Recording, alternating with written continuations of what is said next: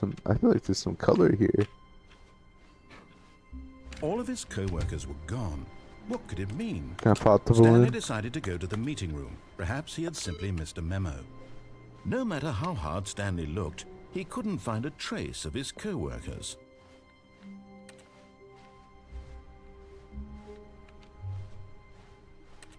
Stanley picked up the bucket.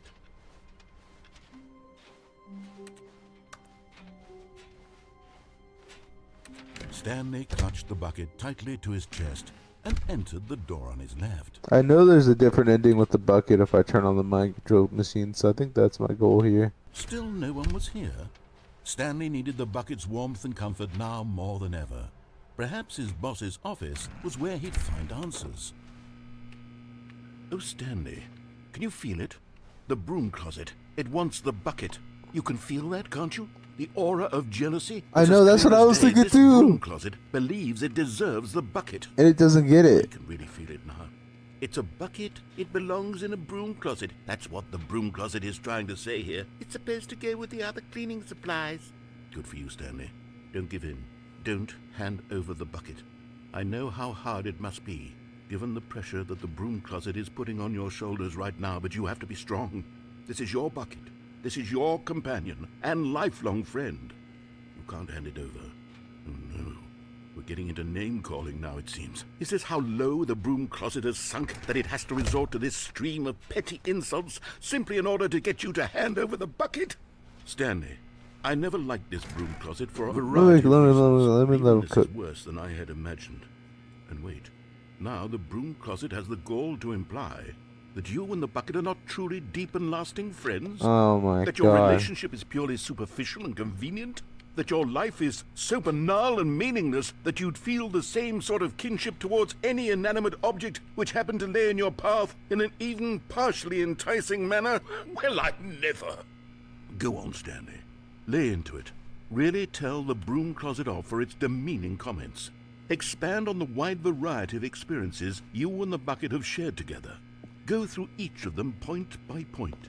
Share your journal entries detailing the rich emotional landscape of your feelings for the bucket as they have changed I'm just teabagging it. over the years.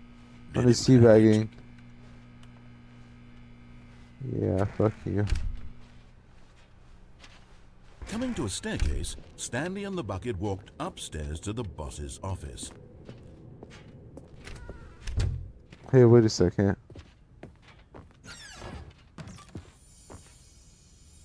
Whoa. Found one of them. One of the miniature Stanley figurines. Remember, no reward for collecting all of these, only the intrinsic pleasure of a job well done. You can't buy that sort of happiness, Stanley. God knows I've tried. So, I implore you to savor each and every moment you come across one of these beautiful figurines. Hell yeah.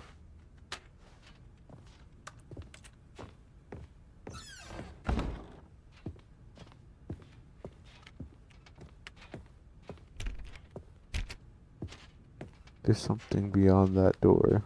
Stepping into his manager's office, Stanley was once again stunned to discover not an indication of any human life. Crushed by the weight of this revelation, Stanley may have broken down into an emotional dumpster fire if not for the soothing presence of the bucket. But Stanley guessed the correct code by sheer luck. Was it that the bucket knew all along? Yes. Was the bucket guiding him? Yes. This is certainly the most logical explanation. Another miniature Stanley figurine. This, there really must be a snappier name for these things. What about mini-stands? Stanley figs? What about Stanlerines? Yes, I think I like that. Another Stanlerine under your belt. Hold on.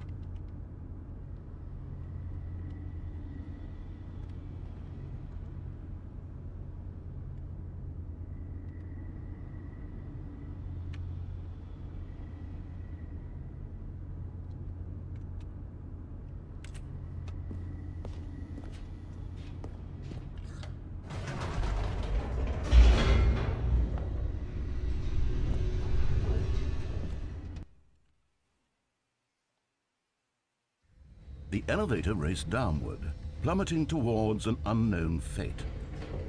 It would be all Stanley could do to keep himself together, if not for the bucket. For real. Soothing him, comforting him, reassuring that I in can this feel it. darkest moment of uncertainty, he would be all right.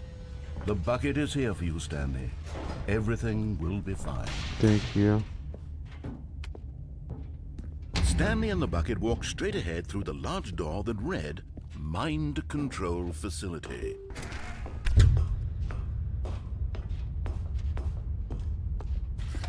The lights rose on an enormous room packed with television screens. What horrible secret did this place hold? Stanley and the bucket both wondered to themselves.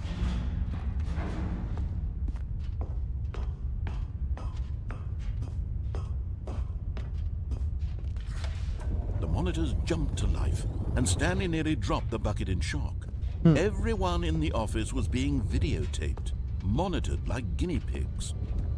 The bucket had never seen anything like this, and it very nearly burst into tears as Stanley Oh no, quivered you can't do that. You're the bucket of reassuring it reinsurance. that everything would be fine. Was the bucket under the mind control facility's influence as well? Had the bucket been told to do things it didn't wish to do? What kinds of things does a bucket want to do or not want to do in the first place? These questions raced furiously in Stanley's feeble mind. No! He screamed into the bucket. He couldn't accept it. I His have to own turn life on in that someone else's button. control. Never! It has to be Squeezed the back bucket on. tighter. His one friend in the entire world. At this point, he could trust no one except for the bucket. The bucket is trying to betray me. I can hear it. But here was the proof. The heart of the operation. Controls labeled with emotions, happy or sad or content. Walking, eating, working, all of it monitored and commanded from this very place. And as the cold reality of his past began to sink in, Stanley decided that this machinery... But at the last second, the bucket jumped in and Oh my pressed the button God. to turn on the controls. Stanley gasped in The horror. bucket. Had It's this been the betrayed bucket's me. plan all along? To take over the machine and claim the power for itself? How could the bucket have betrayed him like this? Stanley was prepared to throw the bucket away in disgust when suddenly an image appeared upon the enormous screen. Birds. Silly, silly birds. The control buttons became active again.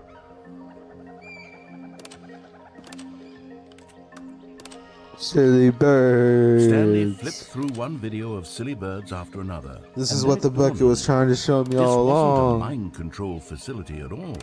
It was a facility for monitoring and surveilling silly birds all over the world. The mind controls were only a facade to disguise its true intentions. Had the bucket known this all along? Stanley marveled at the metal genius in his hands, the one who had pointed him towards this incredible discovery. Stanley and the bucket never found freedom because they spent the rest of their lives here in this place, flipping through live streams of the silliest birds imaginable. Of all the possible paths his life could have taken, this one was surely the best.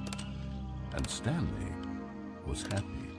I am kind of happy. I love the flamingos.